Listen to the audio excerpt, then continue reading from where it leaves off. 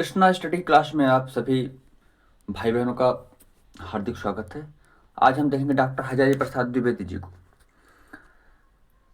कक्षा 12 के हिंदी पाठ्यक्रम में लगे डॉक्टर हजारी प्रसाद द्विवेदी, जिनका जीवन परिचय आज हम पढ़ेंगे।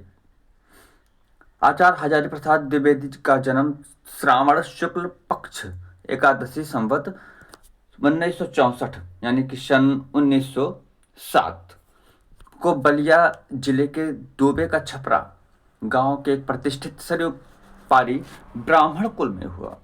यहाँ कहीं कहीं दोबे का छपरा लिखा हुआ है और किसी किसी पुस्तक में आरत दोबे का छपरा लिखा हुआ है। इनके पिता का नाम अनमोल द्विवेदी था। माता ज्योतिषमती भी प्रसिद्ध पंडित कुल की कन्या थी। इस तरह बालक हजारी प्रसाद को संस्कृत और ज्योतिष की शिक्षा उत्तराधिकार में प्राप्त हुई। उत्तराधिकार माने उत्तर धन अधिकार यानी बाद के अधिकार में, जिसको विरासत में कहा जा सकता है। सन 1930 ईस्वी में इन्होंने काशी हिंदू विश्वविद्यालय में ज्योतिषाचार्य की उपाधि प्राप्त की। 1930 में 1930 में इनको काशी हिंदू विश्वविद्यालय से ज्योतिषाचार्य की उपाधि प्राप्त थी। यहाँ ध्यान देना है। 1931 में महावीर प्रसाद द्विवेदी जी को आचार्य की उपाधि मिली हुई थी। काशी नागरी प्रचारणी सभा थी वहां से। काशी हिंदू विश्वविद्यालय से तो इनको मिली थी डॉक्टर हजारी प्रसाद द्विवेदी जी को, और जबकि 1931 में ये महावीर प्रसाद द्विवेदी जी को मिली थी। 1931 में महावीर प्रसाद द्विवेदी जी को काशी नागरी प्रचारणी सभा से मिली थी। काशी नागरी प्रचारणी सभा की स्थापना कब हुई और नागरी प्रचारणी पत्रिका कब से प्रकाशित होने लगी, कमेंट बॉक्स में लिखिएगा। तो इन्होंने काशी हिंदू विश्वविद्यालय से ज्योतिषाचार्य की उपाधि प्राप्त की। इनकी प्रतिभा का विशेष स्फुरण कवि गुरु रविंद्रनाथ की विश्वविख्यात संस्था शांति निकेतन में हुआ, जहां से ये सन 1940 से 1950 तक हिंदी भवन के निदेशक के रूप में रहे। यहाँ एक शब्द आया है स्फुरण। तो स्फुरण का मतलब होता क्या है? स्फुरण, यहाँ एक शब्द आया है स्फुरण। स्फुरण का मतलब होता है किसी चीज का फूटना या अंकुरित होना या शुरुआत होना। तो कवि गुरु रविंद्रनाथ की विश्वविख्यात, यहाँ एक चीज बताइए, विख्यात का विलोम क्या होगा? विख्यात का विलोम क्या होगा?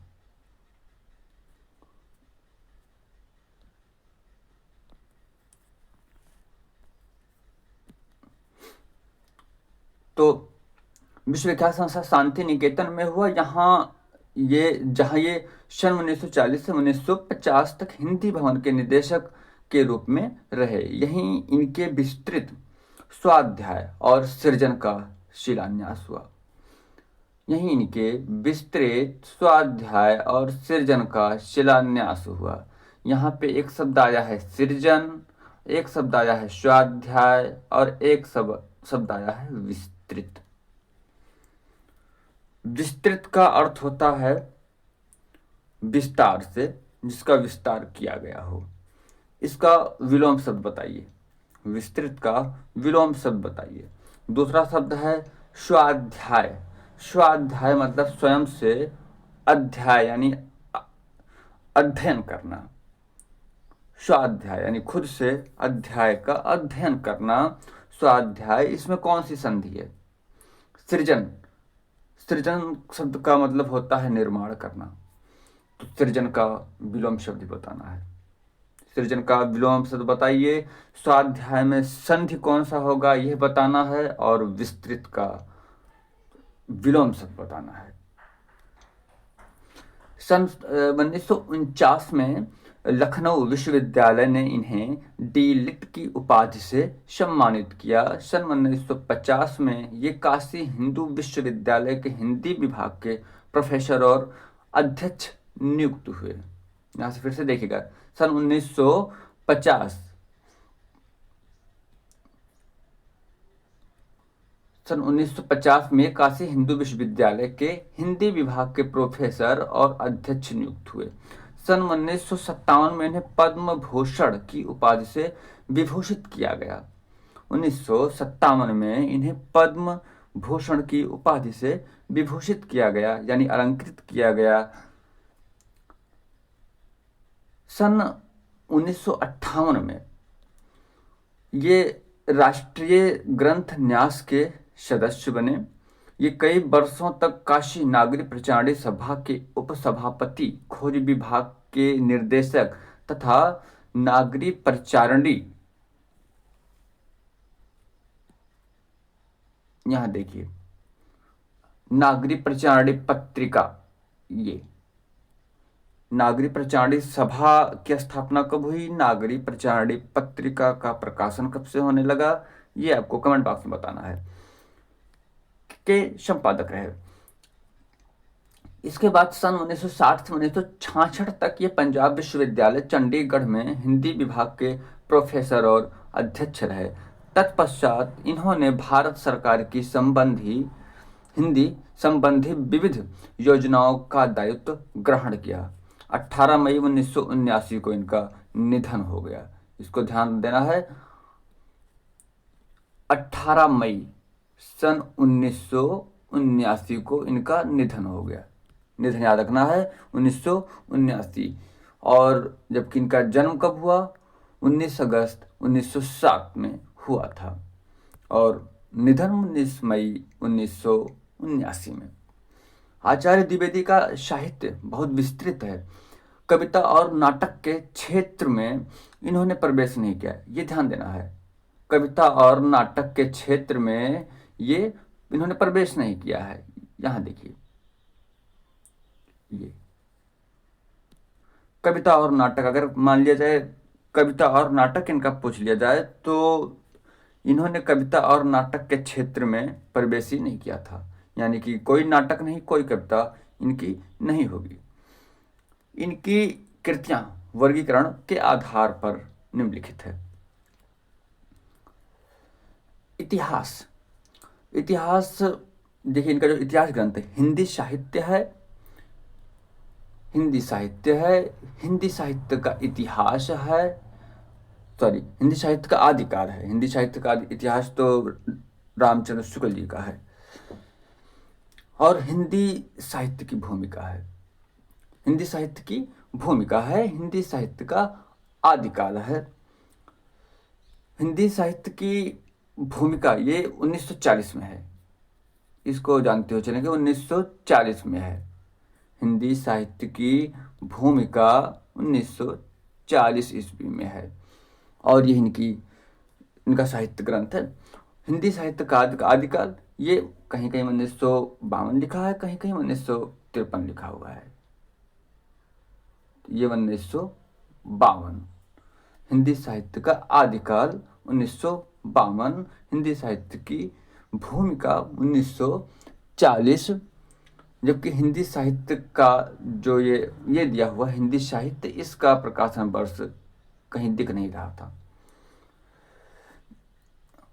अब अगला देखिए, निबंध संग्रह। अशोक के फूल, कुटज, विचार प्रवाह, विचार और वितर्क, कल्पना, आलोक पर।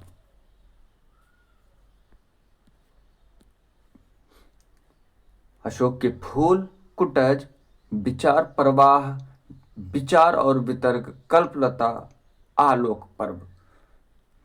आलोक का विलोम शब्द होगा अंधकार, आलोक का मतलब होता है उजाला। यहां देखिए निबंध संग्रह। अशोक का फूल, जो अशोक का फूल है ये 1948 की है। जो अशोक का फूल है ये रचना 1948 की है और इसमें कुल मिला के 21 निबंध थे। कुल मिला के 21 निबंध इसमें हैं अशोक के फूल में। विचार प्रवाह 1959 की रचना है। विचार प्रवाह जो है ये 1959 1959 की रचना है विचार प्रवाह, 1959 की रचना है। और इसमें 21 निबंध इसमें भी हैं। विचार प्रवाह में 21 निबंध हैं। और यहाँ पे 1948 में अशोक के फूल जो इनका निबंध संग्रह है, इसमें भी 21 निबंध है। और उसके बाद विचार और वितर्क, ये इनकी रचना है। विचार और वितर्क 1957 की है। विचार और वितर्क 1957 की है और इसमें 49 निबंध है। ये हमारे वे भाई बहन और मित्र नोट करते हुए चलेंगे जो टीजीटी, पीजीटी या फिर यूपी टेट की तैयारी कर रहे हैं। 1957 में ये 1957 ईस्वी में 49 निबंध इसमें है। यह है विचार और वितर्क। कल्पलता, देखिए अगला है कल्पलता। तो कल्पलता 1951 की रचना है, निबंध संग्रह। और ये 1951 में 21 निबंध इसमें संकलित हैं। कल्पलता 1951 में है और इसमें है 21 निबंध, कुल मिला के 21 निबंध हैं। आलोक पर्व, पहले इतना एक बार फिर से देख लीजिए। अशोक का फूल 1948 में है, 21 निबंध है। कल्पलता 1951 में है और इसमें 21 निबंध इसमें भी हैं। विचार और वितर्क 1957 में है, 49 निबंध है इसमें। विचार प्रवाह 21 निबंध इसमें है, 1959 की है। और यहाँ एक इनका निबंध संग्रह और है, कुटज। ये देखिए यहाँ कुटज है, 1964 की है। कुटज 1964 की है, नोट कर लीजिएगा। कुटज इनकी 1964 की रचना है और इसमें कुल मिला के 16 निबंध हैं। कुटज में 16 निबंध हैं।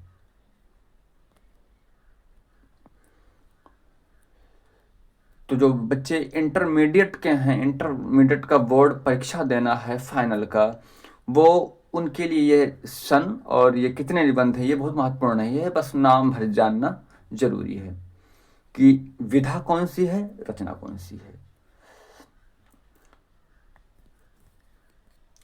अब आगे देख रहे हैं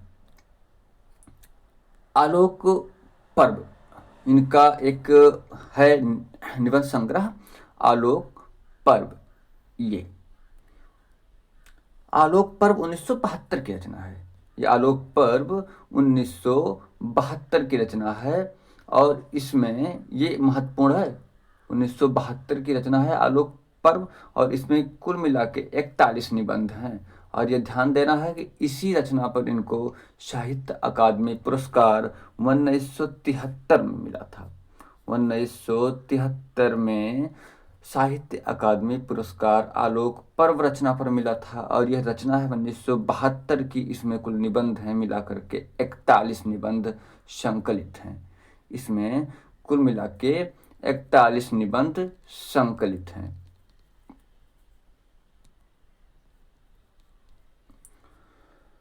ये इनके निबंध संग्रह की बात हुई।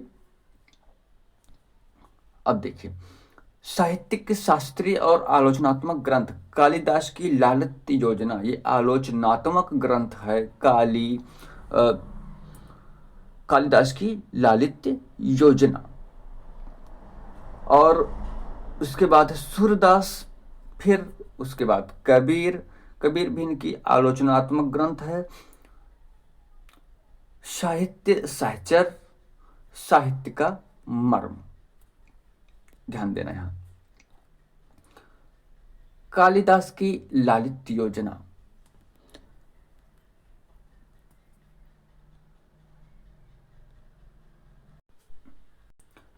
कालिदास की लालित्य योजना 1965 की रचना है। सूरदास भी इनकी एक रचना है। कबीर 1942 की है। साहित्य सहचर 1965 की है। साहित्य का मर्म 1949 की है। ये साहित्य सहचर तो इनकी निबंध संग्रह है। ये 12 निबंध इसमें है और ये जो उसके बाद में ये साथी नाम से प्रकाशित हुआ था। जो साहित्य सहचर है ये 1965 की रचना है। इसमें 12 निबंध हैं, निबंध संग्रह है ये, और कालांतर में ये जो है साथी नाम से प्रकाशित हुआ था। कालिदास की लालित्य योजना ये 1965 की है। साहित्य का मर्म 1949 की है। अब यहाँ देख रहे हैं हम इंटरमीडिएट की परीक्षा में आने वाले एक महत्वपूर्ण प्रश्न में जो ये बन रहे हैं, ये उपन्यास से है। बाणभट्ट की आत्मकथा, अनामदास का पोथा, चारुचंद्र लेख और पुनर्नवा। ये क्रम से इस तरह से था। ये इसका एक ट्रिक था बचपन, इसका ट्रिक बचपन, ये याद कर लेना है। जो बच्चे कक्षा 12 में हैं और उनको बोर्ड परीक्षा देना है 2026 में, वो बचपन बा से बाणभट्ट की आत्मकथा पहली, ये इनका पहला उपन्यास है। चा से चारुचंद्र लेख ये दूसरा, और उसके बाद पा पुनर्नवा तीसरा, और ना अनामदास का पोथा यह है चौथा। तो बाणभट्ट की आत्मकथा, यहाँ पे प्रकाशन वर्ष बताते चलेंगे। बाणभट्ट की आत्मकथा ये 1946 की है। बाणभट्ट की आत्मकथा 1946 की है। चारुचंद्र लेख 1963 की है, और उसके बाद पुनर्नवा 1973 की है, और अनामदास का पोथा ये 1976 का है। और पुस्तक में, कक्षा 12 के पुस्तक में इसका एक और नाम लिखा हुआ, रैको आख्यान। इसका एक और नाम था जिसको रैको आख्यान के नाम से जाना गया। तो अनामदास का पोथा 1976 में जो प्रकाशित हुआ था उपन्यास, इसका एक और नाम है रैको आख्यान। ध्यान देना फिर से, बाणभट्ट की आत्मकथा 1946 में है। अनामदास का पोथा 73 में है। अनामदास का पोथा 76 में है। यह अनामदास का पोथा लास्ट वाला है। ये बचपन से याद करना है ट्रिक। बाणभट्ट की आत्मकथा 46 में है। चारुचंद्र लेख ये 1963 में है। पुनर्नवा 1973 में है। और फिर ना यानी अनामदास का पोथा 1976 में, जिसका एक और नाम रैक्व आख्यान है। तो यहाँ प्रकाशन वर्ष, यहाँ पे ये वाला जरूर याद रखेंगे बच्चे। 1946, 1963, 1973, 1976, ये उपन्यास वाला इंपॉर्टेंट है, इसको याद रखेंगे।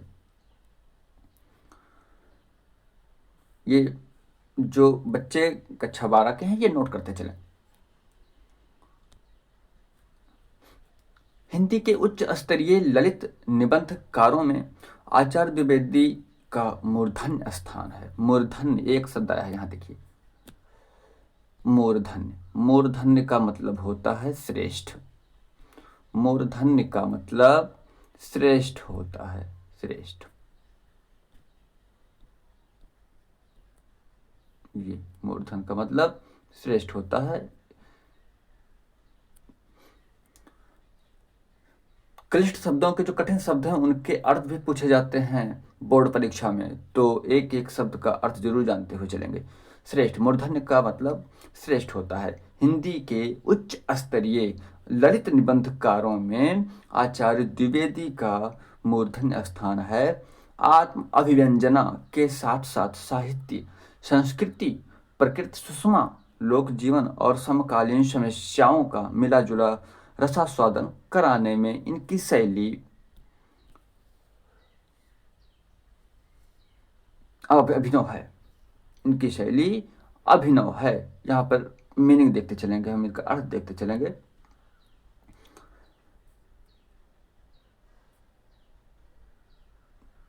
ये देखिए इन्होंने एक बार फिर से देख रहे हैं। बाणभट्ट की आत्मकथा, अनामदास का पोथा, चारुचंद्र लेख और पुनर्नवा इनके उपन्यास हैं।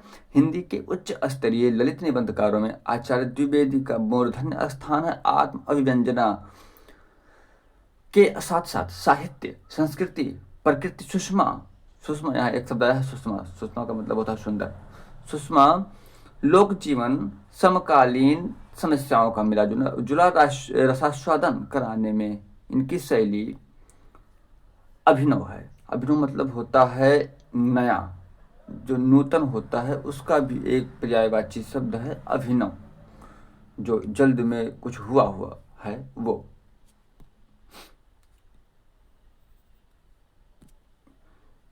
इनके निबंधों में एक और महाभारत, कालिदास, वाणभट्ट आदि संस्कृत ग्रंथों की सूक्तियां सजोई रहती हैं। यहाँ देखिए एक शब्द आया है सूक्तियां, ये शब्द हिंदी में बहुत आते हैं, सूक्तियां। सु धन उक्ति, यानी अच्छे, उक्ति माने कथन, सु इसमें उपसर्ग लगा हुआ है सु, इसमें सु और उसके बाद उक्ति ये है। तो ये दीर्घ संधि यहाँ पे बनेगा शु धन उक्त, यानी कि जब भी छोटा ऊ और छोटा ऊ का मेल होता है तो फिर वो बड़ा ऊ का मात्रा बनता। यहाँ पे सु छोटा ऊ का मात्रा लगा हुआ है, ऊ उक्ति में ऊ छोटा ऊ, ये दोनों मिलकर के बड़ा ऊ, यानी कि सूक्ति, अच्छे उक्ति, अच्छे कथन। तो दूसरी ओर रविंद्र, कबीर, रज्जब, शूर, तुलसी आदि बंगला और हिंदी कवियों की वाणी की छटा भी दृष्टिगोचर होती है। छटा माने होता है दृश्य। जो छटा होता, यहाँ लिखा हुआ है छटा, ये देखिए वाणी की छटा, वाणी की छटा भी दृष्टिगोचर होती है। तो छटा माने दृश्य और भी दृष्टिगोचर, यानी कि जो दृष्टि से, आंखों से गोचर हो, यानी दिखाई देती हो वो।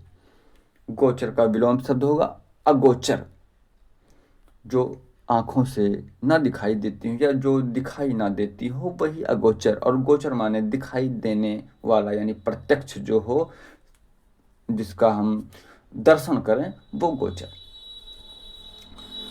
दृष्टिगोचर होती चलती हैं, साथ ही कहीं कहीं भारतीय संस्कृति के स्मृत चिन्ह उभर कर आते हैं।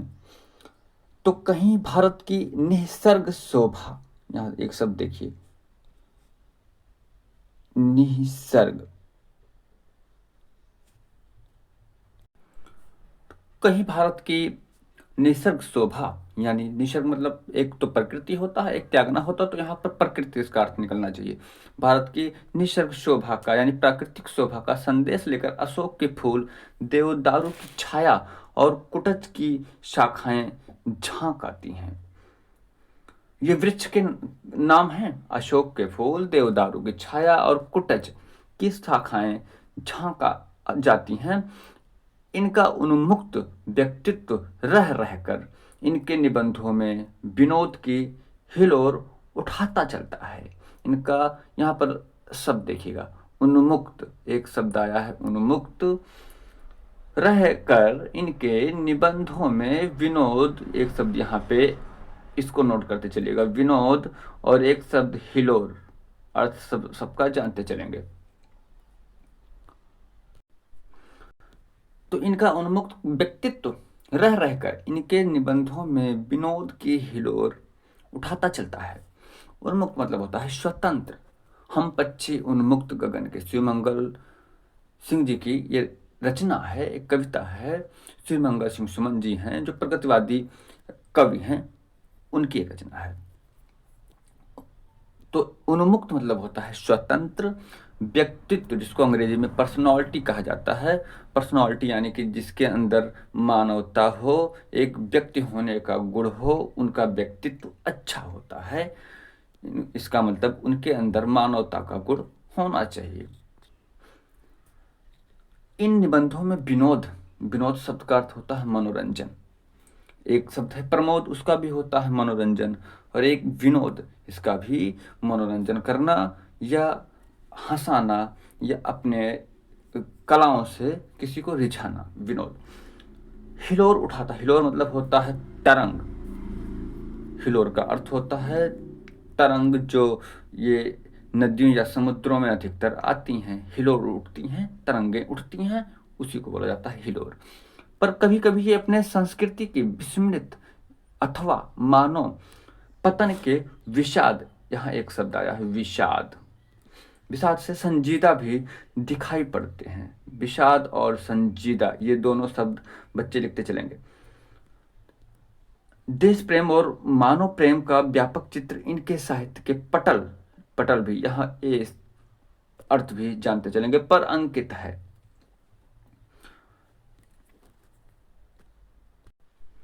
तो यहाँ देखिए, पर कभी कभी ये अपनी संस्कृति यानी परंपरा विस्मृति विस्मृति या संस्कृति की विस्मृति या फिर मानव पतन। पतन का मतलब होता है गिरा हुआ, इसका विलोम शब्द है उत्थान। पतन का विलोम शब्द है उत्थान यानी उठा हुआ, और पतन मतलब गिरा हुआ। विषाद, विषाद का होता है दुख, इसका जो अर्थ होता है विषाद का वो दुख होता है। संजीदा माने समझदार या शांत गंभीर होता है। संजीदा का अर्थ शांत या गंभीर और समझदार भी होता है। ये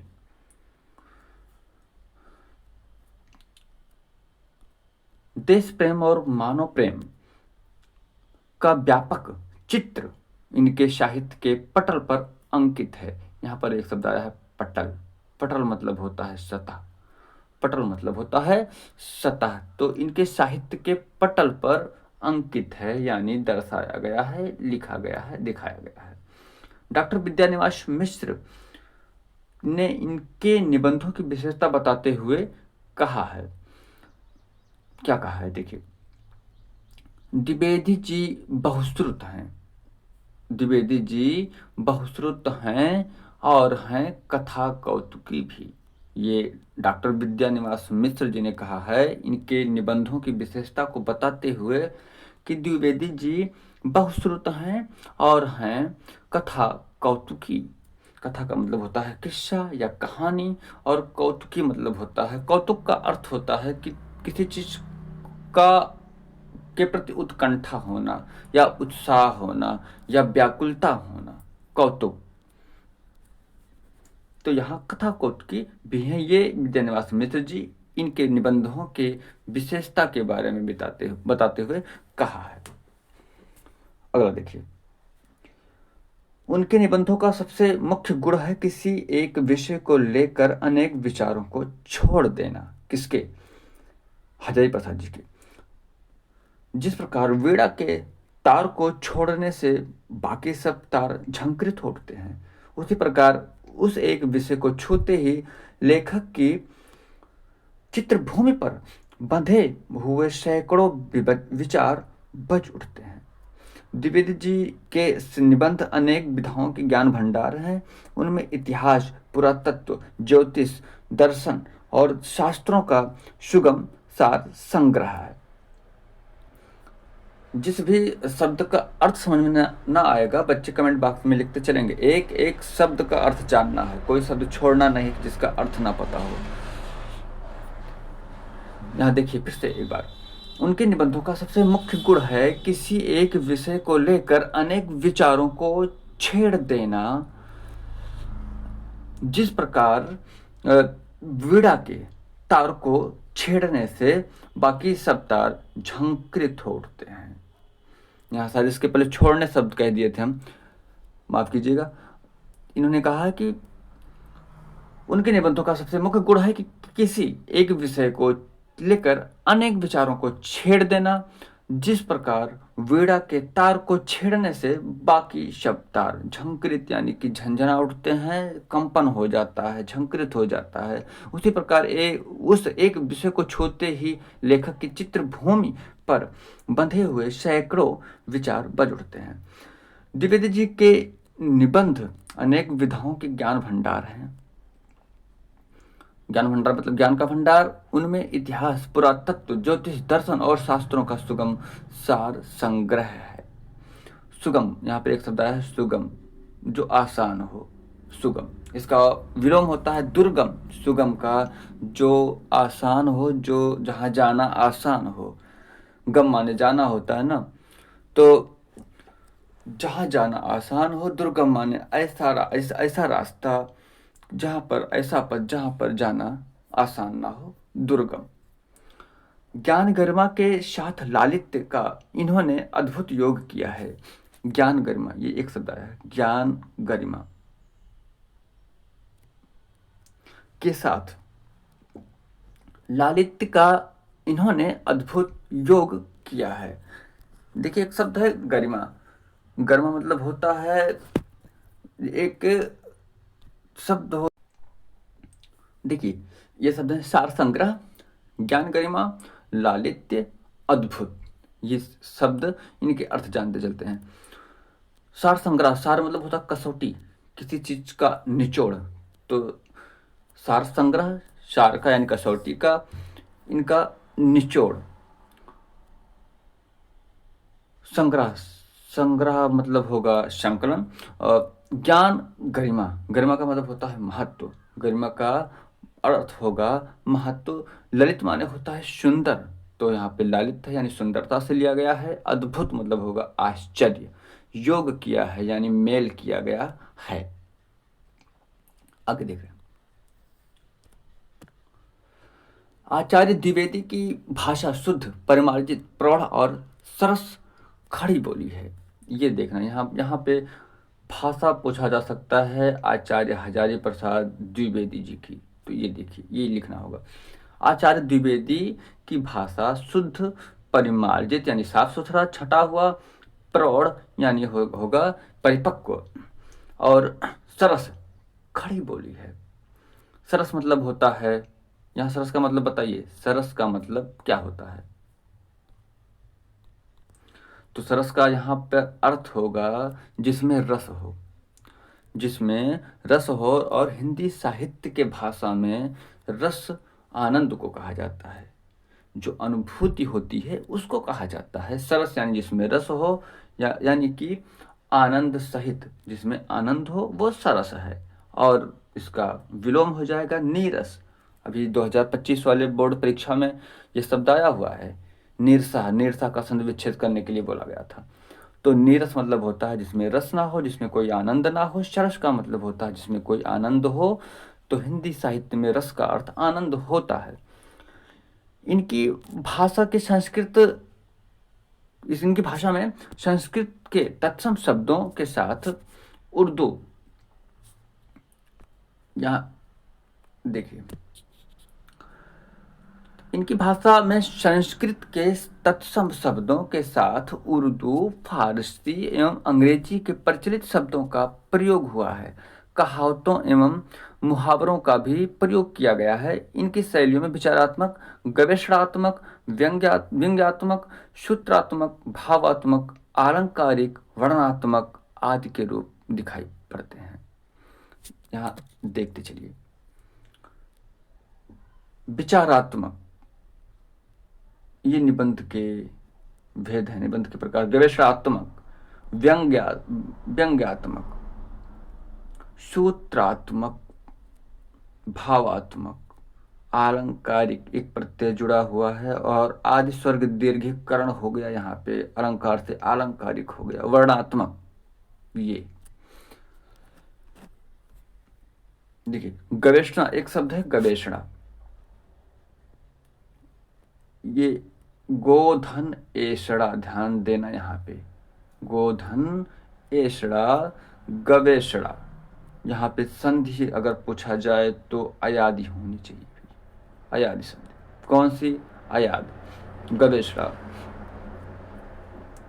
गोधन एषणा, गवेषणा, जिसको खोजा जाए, किसी चीज की खोज किया जाए, अनुसंधान किया जाए या शोध उस पर किया जाए, वो गवेषणा कहलाता है, गवेषणात्मक हो। व्यंग, व्यंग मतलब जो हंसी हंसी में ही किसी पे प्रहार किया जाए, हंसी के माध्यम से ही किसी के ऊपर व्यंग किया जाना, मतलब प्रहार किया जाना, चाहे वो सामाजिक कुचेतना हो या कुछ भी हो, लेकिन व्यंग करके उसको सुधारने की क्षमता ये इसमें होती है। व्यंग मतलब हंसी में किसी को तीखा प्रहार कर देना।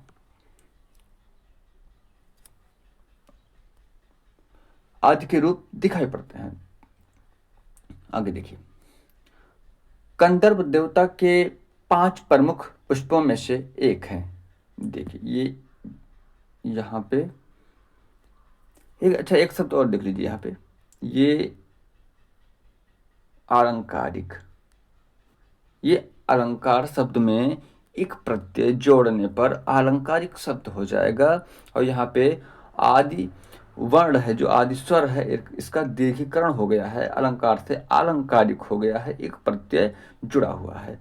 वर्णात्मक, वर्णधन आत्मक, अक प्रत्यय जुड़ा हुआ है इसमें भी भावात्मक भी अक प्रत्यय जुड़ा हुआ है। जितने शब्द इधर दिए हुए हैं, विचारात्मक, गवेषणात्मक, व्यंग्यात्मक, सूत्रात्मक, भावात्मक, इसमें अक प्रत्यय जुड़ा हुआ है। अलंकारिक एक प्रत्यय जुड़ा हुआ है। वर्णात्मक, यहाँ पर भी अक प्रत्यय जुड़ा हुआ है। कंदर्प देवता के 5 प्रमुख पुष्पों में से एक है अशोक का फूल। कंदर्प देवता, ये देखिए कामदेव का पर्यायवाची है। कंदर्प देवता ये कामदेव का पर्यायवाची है। कालिदास कालीन साहित्य में अशोक का प्रचुरता से उल्लेख मिलता है।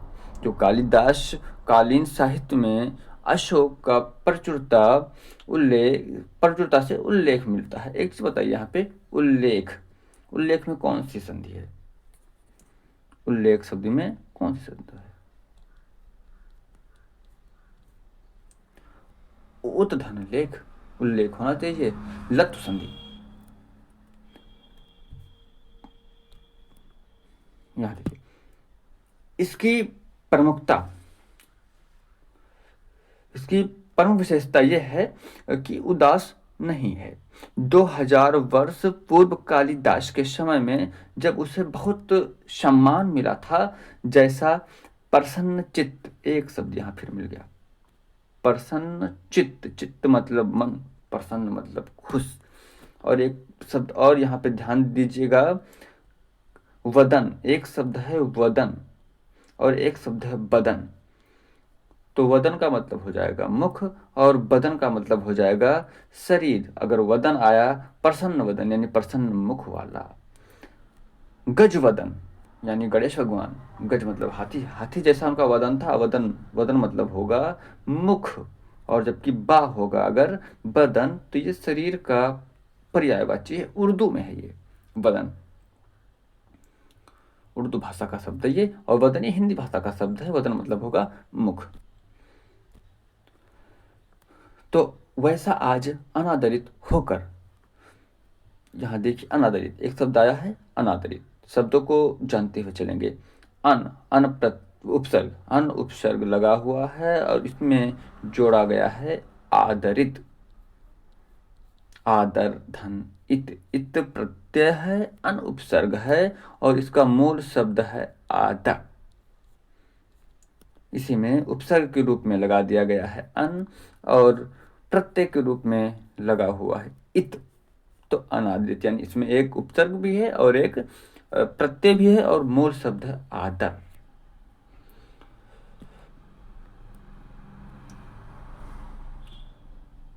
तो अनादरित होकर है। लेखक का मानना है कि अशोक में परिवर्तन नहीं आया, किंतु मनुष्य की मनोवृत्ति में तो परिवर्तन हो गया। मनोवृत्ति में कौन सा संधि होना चाहिए? मनोवृत्ति, इसमें संधि कौन सी है? यहाँ बताइए, मनोवृत्ति में संधि कौन सी है? तो मनः धन वृत्ति होना चाहिए यहाँ पे। मनः धन वृत्ति, यहाँ पे विसर्ग संधि है ये, इसके लिए मनः धन वृत्ति। एक बार फिर से ध्यान दीजिएगा, मनः धन वृत्ति यानी मनोवृत्ति, क्योंकि जो इसमें व आया है दूसरे वाले शब्द के वर्ण में, ये है सघोष वर्ण। वह ये सघोष वर्ण है, या रा ला वा हा, ये सघोष वर्ण में है ना। तो सघोष वर्ण, और इधर विसर्ग लगा हुआ है। विसर्ग में ये यहाँ पे सघोष वर्ण जोड़ दिया गया है, तो अह का ओ हो जाएगा। जैसे मनः धन अभिलाषा, मनोअभिलाषा, तो यहाँ पर मनः धन वृत्त, मनोवृत्त। प्राचीन संस्कृति की ही तरह इस वृक्ष की उपेक्षा से द्विवेदी जी चिंतित हैं। वर्तमान में भारतीय साहित्य संस्कृति में अशोक के पेड़ की उपेक्षा के माध्यम से प्राचीन संस्कृति के विस्मरण के प्रति अपनी चिंता दिखाई है। वर्तमान में भारतीय संस्कृति में अशोक के पेड़ की उपेक्षा के माध्यम से प्राचीन संस्कृति के विस्मरण के प्रति अपनी चिंता दिखाई है। संस्कृति मतलब यहाँ परंपरा होगा ही। अशोक के पेड़ की उपेक्षा, उपेक्षा मतलब होता है किसी की बुराई करना। उपेक्षा का अर्थ होगा किसी का तिरस्कार करना या यहाँ बुराई करना, उपेक्षा करना, नीचा दिखाना के माध्यम से प्राचीन संस्कृति के विस्मरण के प्रति अपनी चिंता दिखाई है। कौन? डॉक्टर हजारी प्रसाद द्विवेदी जी।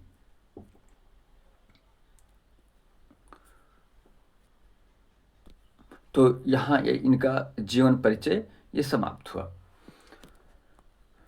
तो एक बार कुछ महत्वपूर्ण चीज नोट करते चले। ये बताइए इनका हजारी प्रसाद द्विवेदी जी का जन्म कब हुआ? जन्म और निधन यानी जन्म और मृत्यु इनका बताना है। तो जन्म इनका 19 अगस्त, यहाँ ध्यान दीजिएगा 19 अगस्त, अगर मान लीजिए पुस्तक में ना लिखा हो, ये बहुत इंपॉर्टेंट है। प्रगतिवादी कवि हैं हजारी प्रसाद द्विवेदी जी। ये 19 अगस्त 1907 में इनका जन्म, 1907 में इनका जन्म और 19 मई 1979, 19 मई 1979 में निधन हजारी प्रसाद द्विवेदी जी। और इनको ज्योतिषाचार्य की उपाधि कब मिली थी? ध्यान देकर बताइए, ज्योतिषाचार्य की उपाधि कब मिली डॉक्टर हजारी प्रसाद द्विवेदी जी को? तो इनको ये उपाधि 1930 में मिली।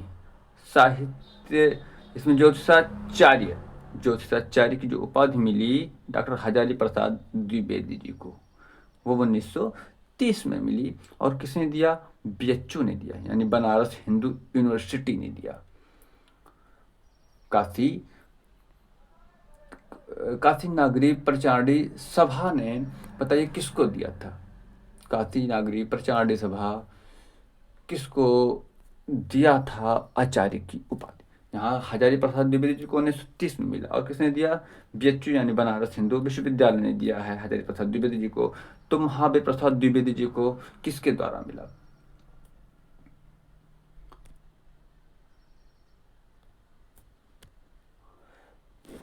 निबंध संग्रह देखते एक बार फिर से चलेंगे। यहाँ आ रहे हैं हम। इनकी जो रचनाएं हैं ये ज़्यादा महत्वपूर्ण है परीक्षा के लिए।